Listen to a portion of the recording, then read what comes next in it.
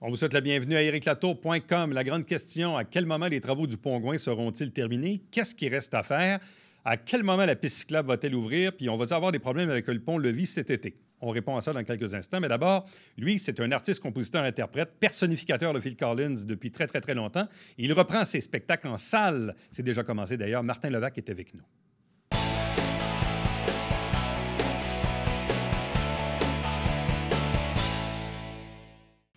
Vous savez que oui, l'économie a continué de rouler depuis le début de la pandémie, il y a plus d'un an, mais il y a des secteurs de l'activité de l'économie qui ont été plus difficiles. L'hôtellerie, évidemment, il y a eu les restaurants et les artistes, les salles de spectacle. Et avec nous, on a devant nous ici un artiste qui habite maintenant la région de la Colle depuis quelques années, qui lui a jamais vraiment arrêté, beaucoup de virtuel, mais il a recommencé à faire des salles. Et là, peut-être qu'avec le déconfinement, ça va évidemment grandir un peu plus. Il s'agit de Martin Levac qui est avec nous. Bonjour et bienvenue. Bonjour, Éric. Comment s'est passée la dernière année et plus? Relativement bien. Je me considère privilégié parce que, justement, on a manqué de rien. Tu sais, je veux dire, on est quand même soutenu. Tu sais, on a eu la PCU, on a eu la PCRE, tout ça. Fait que, tu sais, dans le fond, on a un revenu, on manque de rien. C'est sûr qu'on manque notre public. Tu sais. C'est ça qui nous manque le plus. Puis notre équipe de travail aussi. Tu es habitué de travailler avec les 14 mêmes personnes tout le temps, à faire de la route, à passer ton année au complet avec ces gens-là. C'est devenu une famille. Puis là, à go, bang, il n'y en a plus. Mais ça, c'est drôle parce que, tu sais, je donne deux parallèles. Tu sais, c'est comme les gens, il y a beaucoup de 5 à 7 en virtuel Zoom. Oui. On en a fait au début, c'était le fun. Oui. Là, on est tanné. Oui. Puis, tu sais, c'est la même chose pour les gens qui disent, oui, effectivement, je suis soutenu, là, j'ai de l'aide. Ouais.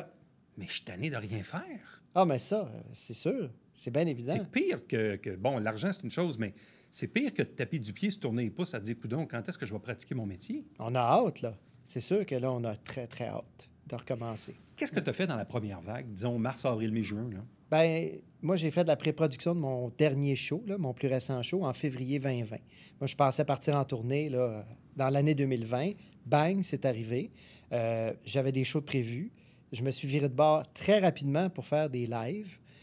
Donc, j'ai fait des shows live sur Internet, sur ma page Facebook, sur mon canal YouTube, en direct de mon studio, chez nous à la Colle. Des fois accompagné d'un musicien, des fois tout seul. Puis c'est ça que j'ai fait. Je me suis vraiment viré de bord rapidement pour me garder occupé, premièrement, puis pour garder mon public nourri de quelque chose, tu sais. Ouais. Et tu as eu quand même un succès assez intéressant. Il y a eu quand même des, comme on dit dans le langage, pas mal de views quand même. sur YouTube. Ouais. Bref, ça a donné quand même des résultats intéressants, là. Oui, c'était très le fun. Moi, c'était un autre buzz parce que tu n'as pas la réaction du public. Tu sais, on est habitués, nous autres, sur scène, d'avoir une gratification immédiate. Hein? Ça applaudit, puis ça crie. Là, il n'y a pas ça. Mais le lendemain, je lisais tous les commentaires. Puis il y a même des fois où est-ce que les gens se filmaient dans leur salon ou dans leur cour en train de regarder mon live. Puis ils chantaient en même temps que moi. Ils applaudissaient à la fin des tunes. T'avais-tu l'impression de faire du très bien au touchant. monde? Hein? T'avais-tu l'impression de faire du bien au monde? De dire, ils sont pognés à la maison, là, oui, ils sont tannés. Définitivement. Là, ils se branchent, ils cassent ça dans leur TV, puis là, ben, je suis dans leur salon, là. Oui, des fois, il y avait 2000 commentaires le lendemain d'un show, puis les gens me disaient sans cesse, mon Dieu, que ça fait du bien, t'es notre rendez-vous du vendredi soir, on se prend un petit verre de vin, on évacue le stress de la semaine avec toi. Ouais. Puis le fait d'être dans le moment présent avec eux, tu sais, c'était spécial. Puis là, tu étais comme dans un processus d'amélioration continue, c'est-à-dire qu'à chaque semaine, micro, console, éclairage, caméra, donc à chaque semaine, il y avait comme un... Hein? Ah oui, même live à la radio. Live à la radio à Boom aussi. Oui, à Boom. Ouais. Non, on a fait un work in progress avec ça jusqu'à ce qu'à un moment donné, le printemps arrive, l'année passée, puis qu'on dise, bon, ouais, OK, là, les gens vont sortir dehors, les gens vont se déconfiner un peu, ce qui est arrivé l'été dernier. Puis, mais par contre, tu vois, j'ai recommencé à en faire à l'hiver 2021. Est-ce que durant l'été, as-tu fait des trucs particuliers ou pas vraiment? Même, il n'y avait pas vraiment d'opportunité de spectacle, hein, c'est ça? Non, puis tous les attroupements étaient interdits. Donc, je ne pouvais même pas sortir mon piano sur le trottoir chez nous puis avoir 8 voisins autour. Tu sais, on ne pouvait pas faire ça. Donc, dans l'été, très tranquille? Rien du tout. Puis, tu as recommencé à faire des virtuels, des lives à l'automne? Exact, automne-hiver. Voilà, c'est ça.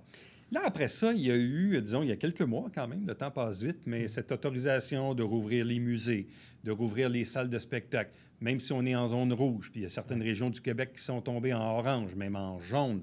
Et là, on a vu des artistes recommencer à donner des spectacles Bon, devant des 100, maximum 200 personnes. Exact. Toi, tu as recommencé à faire Oui. des salles des spectacles en salle? Oui. En fait, le show notre nouveau show là, qui s'appelle Phil Collins et Genesis, là, c'est un...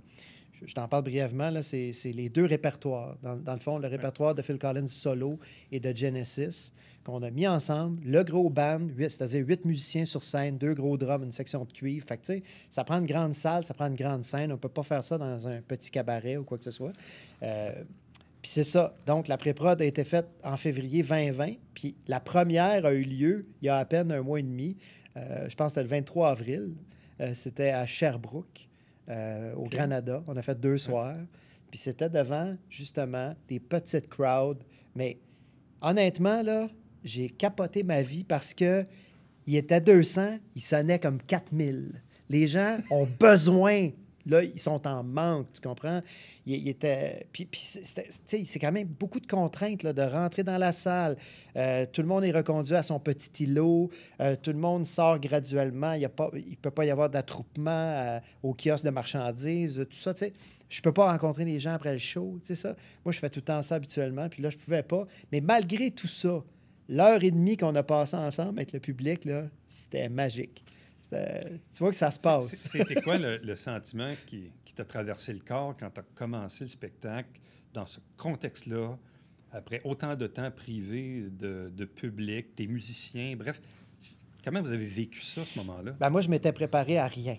Je me suis dit, je ne serais pas déçu si je mets la barre très basse, puis que je me dis, ben si les gens sont gênés de réagir, ou s'ils participent plus ou moins parce qu'ils vont être masqués puis ils n'auront pas le droit de se lever ou de danser ou de chanter, ça va être bien correct. Mais attends un peu, là, ça n'a pas été long que ça s'est levé puis que ça a chanté. Ils ont gardé leur masque, mais... je veux dire, comme je te disais tantôt, là, les gens voulaient de la musique live. Là, ils en avaient besoin. Ouais. Bon, là, tu parles de l'expérience Sherbrooke. Ouais. Là, est-ce que tu as d'autres dates en présentiel de prévues dans des salles de spectacle dans les prochaines semaines? Après les 2 soirs de Sherbrooke, on est allé faire la salle Gilles Vigneault à Saint-Jérôme. Ça, c'était il y a 2 semaines. Puis le prochain show, en fait, c'est un show virtuel. C'est un show qui va être en ligne. Ça va être enregistré à Chambly. Ça s'appelle Live dans ton salon. Ouais. C'est les gars de Tocadéo qui, eux autres, ils ont vraiment réagi fort aussi au début de la pandémie, qui ont fait... Nous autres, on a du stock de son, d'éclairage. On a un entrepôt. Ce qu'on va faire, on va virer ça en studio de télévision, puis on va faire des broadcasts live. Ils ont fait Marc Hervieux, ils ont fait plein de gros noms. Puis nous, on est là le 29 mai, live dans ton salon. Puis live dans ton salon, c'est ces gars-là qui ont parti ça, c'est ce que je comprends? Exactement, okay. C'est les gars de Tocadéo. Oui, okay. Exactement. C'est eux autres qui bookent, c'est eux autres qui produisent tout le kit. C'est vraiment bien fait, ils sont super fins. C'est des gens formidables. Et là, le live dans ton salon, il est de mémoire le 29 mai. 29 mai, exactement. Ouais. Comment ça fonctionne? Parce qu'il y en a qui l'ont déjà fait, mais pour les gens qui ne savent pas c'est quoi, là, pour le public qui veut regarder ça, comment ça fonctionne? Bien, il y a une billetterie en ligne, tout simplement. Fait que tu vas sur le site, live dans ton salon, tu choisis le spectacle que tu veux, Martin Deschamps ou Martin Levac, puis tu cliques là-dessus, puis tu dis, bon, ben, je veux un laissez-passer pour ce show-là. Là, tu peux le regarder live, mais tu peux le regarder des fois un petit peu en différé. Hein, c'est ça, c'est que le show est disponible, je pense, pour 48 heures. Donc, ça serait le 29, 30, 31 que tu peux... c'est ça? Y a-tu un 31 mai? Oui, il y a un 31 mai cette année, tout à fait. Cette année, tous les ans, il y a un 31 mai. On est tout mêlés. Mais tu as quand même fait beaucoup de virtuel avec ton canal YouTube. En quoi ça va être différent, ça, l'expérience live dans ton salon? C'est les musiciens, c'est tout ça? Bien, en fait, on parle d'une autre production complètement. Là. Ouais, c'est ça. T'sais, moi, mes virtuels que j'ai faits chez nous, c'était dans mon petit studio avec un petit équipement, un musicien ou 2. Là, c'est le gros band. Puis c'est un setup à la Star Academy. Là. Tu sais, des spots, des moving lights, en veux-tu, en voilà. Et là, tu fais un gros stage. Show, mais pas de public comme tel devant toi. Non, des caméras. Voilà. Ouais. Mais dans le fond, je me dis, le lendemain, je vais avoir des commentaires, puis je vais avoir rendu du monde heureux. On a déjà, je pense, 500 billets vendus là, pour le show. Bon, fait que c'est très bon. Je dis, c'est... peu importe, je me suis dit ça pendant que je faisais mes premiers lives, là, ça va-tu vraiment avoir un impact? Mais là, je te le garantis, il y en a un impact. Puis même si on est à la fin mai puis que le monde a le goût de sortir, là, visiblement, ils vont être assis chez eux à regarder ça. Ou sur la terrasse, qui sait? Là? Bien, je pense que c'est le 25 juin. Hein, que... Le 28? Ah, là, tu veux dire l'autre déconfinement? Oui, c'est ça. Donc, ils ne pourront pas plus aller voir des gros shows en salle ou aller voir un festival ou quoi. Fait que je me dis, ben, pour moi, c'est comme la dernière étape, là. On se fait un gros show virtuel. On essaie de rejoindre le plus de monde possible avec ça. Puis ceux qui auront vu le show en virtuel, ben ça va leur donner le goût d'en parler à leurs amis, puis de venir nous voir live après ça. Tu sais. Parce que là, après le live dans ton salon virtuel, donc le 29 mai, as-tu des dates de prévues ailleurs en juin ou plus dans l'été? Oui, en fait, il y a l'étoile du 10-30, il y a le Zénith à Saint-Eustache, il y a 2 soirs au Capitole à Québec. Fait que tout ça, c'est des shows qui étaient prévus en 2020, qui ont été repoussés. Tout a été reporté. Puis il y a d'autres dates en 2022 aussi. Là, martinlevac.com, il y a plein de dates. Mais là, ce que tu nous dis là, Brossard, Saint-Eustache puis Québec, c'est quoi? C'est à l'automne. C'est pour l'automne. Ça, c'est à l'automne. Ouais. Donc, juin, juillet, août, pour le moment, tranquille. Tu n'as rien à l'agenda. Je me promène en Camaro. Oui, on l'a vu. Je restaure mon pick-up. De la porte. Ouais. On voit un peu le bout de la roue en avant. Là, il est comme en arrière de toi. C'est quelle année? C'est une 88. Moi, je vis dans les années 80. Ça sort-tu l'hiver? Non. Ben non, jamais de la vie. Non. Okay. 88? Oui, j'ai rencontré ma femme en 88, moi, puis j'ai avec ce véhicule-là? Fini l'école secondaire. Non, c'était mon rêve. Je ne pouvais pas me payer ça. J'avais 17 ans. Mais là, si quelqu'un t'appelle, est-ce que tu veux avoir des engagements cet été ou pas tant? Si quelqu'un t'appelle là, juin, juillet, août, puis disons qu'on a le droit, là, on va être en zone orange, jaune, vert, puis disons qu'on peut avoir 2500 personnes à l'extérieur, je sais pas là. Moi, j'ai un show qui est prêt. Fait que je me vire d'abord sur un 5 août, bang, puis ça marche. Fait que si les Montgolfières veulent avoir mon show, il n'y a aucun problème. On boucle la date, puis on se vire d'abord. Fait que non, j'ai une équipe de courses avec lesquelles je travaille depuis plus de 12-13 ans maintenant, là, puis ça marche. Tu sais, ce qui est un peu particulier à la conférence de presse du premier ministre, dit, bon, parler du plan de déconfinement et tout ça, puis bon, parler aussi, bon, des festivals. Oui. Mais là, quel festival, quand, puis comment, puis combien de personnes, puis quel artiste, quelle programmation, des commanditaires, bref. C'est pas parce que le gouvernement rouvre la porte au festival que nécessairement il va avoir des festivals. Je veux dire, il faut que les artistes soient bookés. Bref, il y a un peu comme d'incertitude par rapport à ça. C'est-à-dire que je comprends que tout est ouvert. Tu te dis, ben, si on m'appelle pour le 12 juillet, ben, je suis disponible puis je vais y aller. Là. Oui, ben, en fait, mais c'est sûr que, bon, je comprends que toutes les infrastructures habituelles, les festivals, quand les dates se décident au mois de janvier, février pour juin, juillet, c'est toujours ça dans notre métier. On book des choses pour dans 5 mois, dans 6 mois, dans 1 an, dans 2 ans. Puis là, ben, on était comme dans l'impossibilité de booker ça. Fait que là, ben, on verra ceux qui se virent d'abord rapidement ou pas. Puis parce qu'ils ont peut-être perdu du staff en chemin aussi, des gens qui ont décidé de faire autre chose dans la vie que de travailler pour un festival qui aurait peut-être pas lieu, etc. Quel genre de festival on aura droit, mais visiblement, on comprend que tu es disponible et tu peux te revirer sur un dissous rapidement pour faire ça. Sinon, tu reprends la grille qui était prévue à l'automne. Voilà. Là-dedans, il y avait des dates qui avaient été annulées, rebookées ou des nouvelles dates? Je crois que c'est seulement pour l'instant des dates qui ont été repoussées vers l'avant. Oui, c'était des dates qui étaient déjà bookées pour la première tournée qui était supposée avoir lieu en 2020. Puis finalement, c'est à l'automne que ça a lieu. Quand on va revenir vraiment à la normale, faire un show dans une vraie salle avec du vrai monde, avec la même quantité qu'avant la pandémie... Comment on va l'apprécier? Comment on va le vivre? Comme si c'était le premier show. Je veux dire, ça va être... En tout cas, moi, déjà vivre le contact avec le public restreint, masqué, avec des contraintes.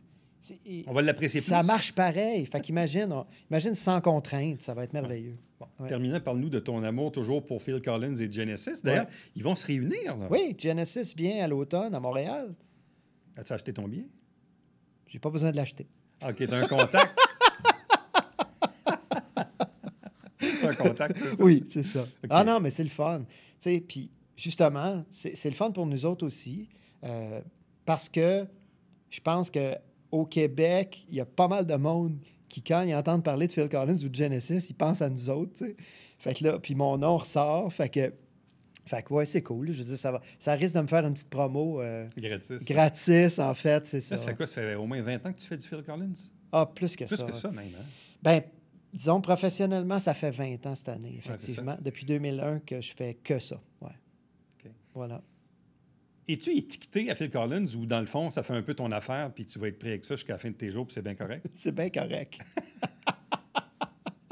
Non, mais, tu sais... C'est difficile, des fois, de vouloir faire autre chose quand on est autant identifié à Phil Collins. Ouais. Bien, en même temps, je m'empêche de rien. Ouais. Puis je fais plein de projets dont les gens ne sont pas nécessairement au courant. Mais tu sais, j'ai une plateforme Patreon. J'ai Ouais. mon Patreon. Puis il y a des gens qui me donnent à tous les mois là-dessus pour que j'écrive des chansons. Puis je continue à écrire des chansons. D'ailleurs, je me suis réveillé à 4h15 ce matin pour écrire une chanson qui s'appelle J'ai hâte.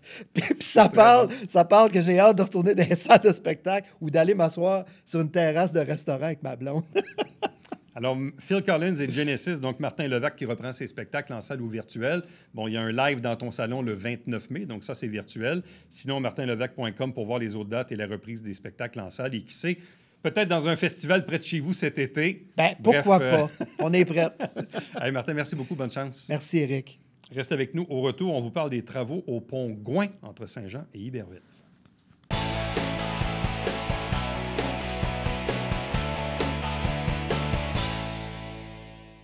Salut, ici Alexandre Baudouin. Et François Trépanier. François, cette semaine à Sport Express, on rentre dans les coulisses du hockey. Absolument, avec le producteur senior au match du Canadien à RDS, Martin Brière, qui est Voilà. avec nous. Il nous dirait d'arrêter, là, on a plus de temps. Ouais. Manquez pas ça.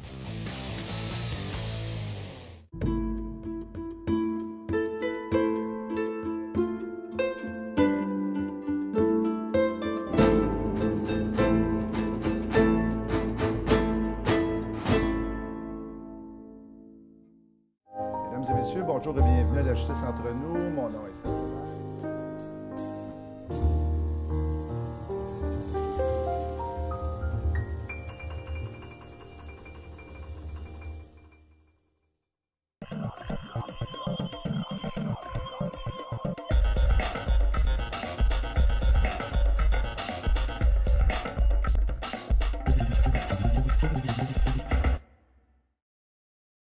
Mesdames et messieurs, bon matin et bienvenue à votre télébingo sur les ondes de télévision du Haut-Richelieu. Vous aimeriez jouer au bingo dans le confort de votre foyer? C'est possible. Tous les dimanches matins, 9h30, à la télévision du Haut-Richelieu, maintenant en haute définition au 609. Pour vous procurer les livrets du Télébingo, c'est facile. Consultez la liste de nos 30 dépositaires au www.tvhr9.com.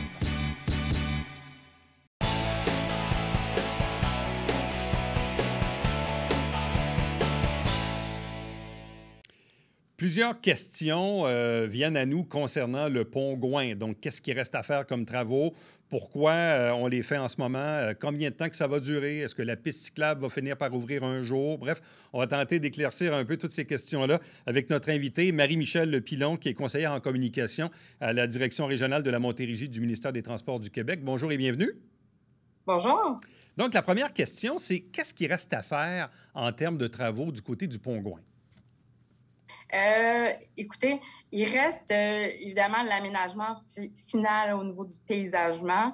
Évidemment, la remise en état là, de part et d'autre du pont, étant donné qu'on était en travaux pendant plusieurs années, il faut remettre ça en état. L'asphaltage final, particulièrement au niveau de la première rue de la 5e avenue, et aux approches du pont, évidemment. L'aménagement final de la piste cyclable, du trottoir, le réaménagement du parc Léo Dugas et évidemment, là, à l'automne, la finalisation des interventions sur le pont mobile. Bon, parlons des délais dans tout ça, parce que un qui revient souvent, c'est la fameuse piste cyclable, parce que là, le beau temps est arrivé et tout ça. Là, les gens ont aperçu dans les derniers jours une espèce de un gros tuyau, une grosse conduite là, qui faisait la longueur au grand complet, dans le fond. Pourquoi on a installé ça là, durant ces travaux? Bien, en fait, c'est une conduite temporaire.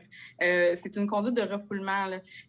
Pour vous faire, dans le fond, pour expliquer ça plus simplement, là, une conduite de refoulement, c'est pour les eaux usées. Là. Ouais. Donc, ça, c'était une conduite temporaire pour permettre au ministère de faire les tests sur la conduite permanente qui est située sous la structure. Évidemment, il y avait une conduite de ce type-là sous la structure de l'ancien pont également. Là. Donc, ça permet de conduire les eaux usées. Là. Et donc, ça permettait les ajustements finaux, ça permettait de faire les tests qui étaient nécessaires de faire, mais ça va être retiré au cours des prochains jours.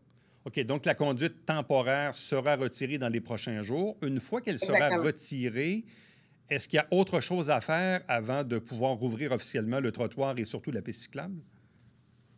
La mise en service de la piste cyclable et de la rampe multifonctionnelle va se faire au cours de l'été. Il reste certains travaux d'aménagement finaux à faire aux approches, particulièrement du côté d'Iberville. Et à la suite de ça, elle va pouvoir ouvrir pour cet été. OK. On parle de quoi? Quelques semaines, fin juin? Oui, on parle. Évidemment, là, on parle de cet été. Donc, on parle en termes de semaines. Là, ça devrait être... c'est les travaux qui sont en cours actuellement là, qui sont les plus importants de terminer là, rapidement pour pouvoir en faire l'ouverture au cours de l'été pour que les citoyens puissent en profiter là, cet été. OK, mais on parle encore donc de quelques semaines avant que ça roule. Pas demain matin. Là. Il reste encore quelques semaines avant qu'on puisse circuler en vélo sur la piste. Oui. Bon. L'autre enjeu, évidemment, c'est le fameux pont-levis, parce qu'on l'a vécu l'an dernier avec la mise en service du pont. Et là, même le député Louis Lemieux, il est venu en studio ici, il nous expliquait un peu qu'il y avait comme comment je dirais, le délai A et le délai B. C'est comme s'il y a une espèce de système supplémentaire pour pouvoir dépanner et que là, dans le fond, on a utilisé ça, ce qui fait que le pont-levis, c'était plus long pour monter et descendre. Là, on en est où par rapport à cet enjeu-là? L'installation du système de levage permanent s'est effectuée cet automne. Évidemment, il reste des ajustements à faire. Il reste des essais finaux à faire. Par contre, donc, évidemment, il n'est pas à son plein potentiel actuellement. Auparavant, il y avait un système, étant donné qu'il y avait eu des enjeux avec le pont mobile, il y avait un système de levage temporaire qui avait été mis en place. Ouais. Et bien qu'il était fonctionnel, sécuritaire et qu'il permettait d'opérer le pont pour la navigation au canal de Chambly, ce système temporaire-là n'était pas conçu pour être utilisé sur une longue période et il opérait évidemment plus lentement que ce qui est attendu d'un pont mobile de ce type-là. Par contre, évidemment, ce système-là, il avait été mis en place rapidement pour permettre l'ouverture de la structure, pour permettre les opérations de navigation. Cependant, on est retourné faire des travaux l'automne dernier parce qu'on peut intervenir au printemps et à l'automne. Évidemment, on veut pas nuire. Le ministère ne veut pas nuire à la navigation qui est permis l'été là, sur le canal. Donc, ça doit être opérationnel. C'est pour ça qu'à l'automne dernier, le ministère est allé faire les derniers travaux qui étaient nécessaires pour le système de levage permanent. À l'automne prochain, il y aura les derniers essais qui vont être effectués, les derniers ajustements là, qui vont être faits pour permettre l'utilisation optimale là, de la structure mobile. Donc, pour la saison de navigation là, qui va commencer ces jours-ci là, pour les prochains mois, est-ce qu'on va donc utiliser le système auxiliaire ou le système principal ou le système principal, mais qui n'est pas à son plein régime? C'est exactement. Le ministère va utiliser le système permanent qui a été mis en place. Par contre, il reste des ajustements à faire. Donc, comme je disais, il ne sera pas à son... il ne sera pas optimisé actuellement là, pour la saison de navigation qui commence là, de manière imminente. Par contre, c'est le système permanent là, qui va être utilisé. Et le système permanent qu'on va utiliser cet été, mais peut-être pas à son plein régime, est-ce qu'il sera quand même plus rapide que le système auxiliaire qu'on a utilisé l'an passé? Je parle souvent dans la durée que ça prend pour monter le pont puis le rebaisser ensuite. Là. Ce système-là est conçu pour être plus rapide que celui qui était temporaire, effectivement. OK, donc ça devrait être plus rapide cette année que l'an passé. Ça devrait, oui. OK. Sauf que là, de ce que je comprends, évidemment, de par le fait que la saison de navigation commence, là, vous avez un peu comme les mains attachées, c'est-à-dire que tant que la saison ne sera pas fermée au mois d'octobre, vous ne pourrez pas faire les tests finaux dont vous devez faire avant de terminer tout ça. Là. Exactement, parce que pour intervenir sur la structure mobile, il y a des essais à faire qui ne permettraient pas nécessairement que le pont soit opérable en opération pour un bateau qui serait à la hauteur là, du pont Gouin. Donc, ça limiterait les opérations. Ouais. Donc, c'est pas possible de le faire tant que la saison de navigation est ouverte. Question peut-être un peu plus technique, mais certains nous l'ont posé, parce que dans le fond, quand on a vu les fameux travaux l'année passée, on voyait les fameuses tiges là, qui relient évidemment la masse en haut à la partie basse du pont-levis. On a eu comme l'impression qu'on a changé les tiges ou bref, qu'on les a grossies. Est-ce que ça a permis d'améliorer, disons, le système de pont-levis du pont Gouin? Oui, ça fait partie des choses là, qui ont été améliorées là, pour pour le système de levage. Là. Évidemment, les analyses, les diagnostics des pièces endommagées ne sont pas nécessairement terminés, là.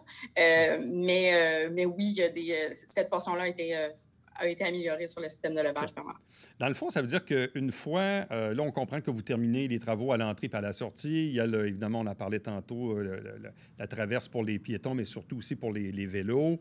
Ultimement, le pont-levis qui va être ajusté à la toute fin de l'été, une fois la saison de navigation terminée. Mais après ça veut dire que, dans le fond, les travaux du pont-Gouin, ils vont être réputés comme étant terminés à 100% d'ici la fin de la présente année? Mais en fait, les travaux, à l'exception de la portion mobile là, du pont, sont prévus de se terminer au cours de l'été 2021. Pardon. Et ensuite, à l'automne, à la suite des interventions, des essais finaux, ça devrait se terminer, à moins qu'il y ait un autre besoin d'intervention, dépendamment des résultats des analyses qui seront effectuées. Mais c'est ce qui est prévu à l'heure actuelle. Donc, je comprends. Bon, bien, écoutez, merci beaucoup pour ces éclaircissements. Donc, les gens qui se posaient des questions à savoir pourquoi il y a encore des travaux, qu'est-ce qu'on fait, à quel moment la piste cyclable va-t-elle rouvrir? On a compris que c'est dans quelques semaines. Pourquoi il y a un gros tuyau? On l'a expliqué. Le pont-levis, on comprend que ça va être mieux que l'été passé, que l'été dernier, mais que, dans le fond, le plein régime, bien, il y aura des ajustements à la fin de la présente saison. Bref, ça nous fait, disons, un bon topo de la situation. Donc, merci infiniment pour ces précieux renseignements. Bien, ça me fait plaisir. Un gros merci. Restez avec nous, puisque au retour, on vous présente le Babillard quotidien.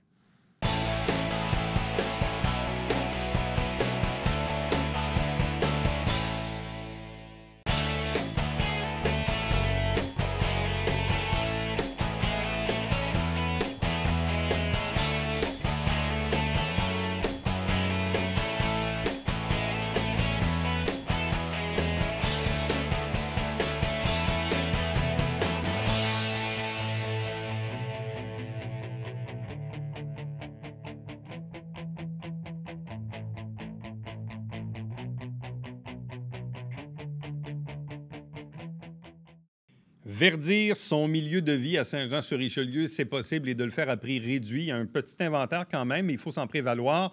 Donc, si vous désirez acheter des arbres à prix réduit, faites-le rapidement.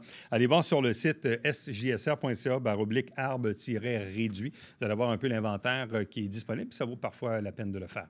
Entre-temps, commentaires ou suggestions par courriel, Éric Latour en un mot, à commercial tvhr9.com. À demain. Bye-bye.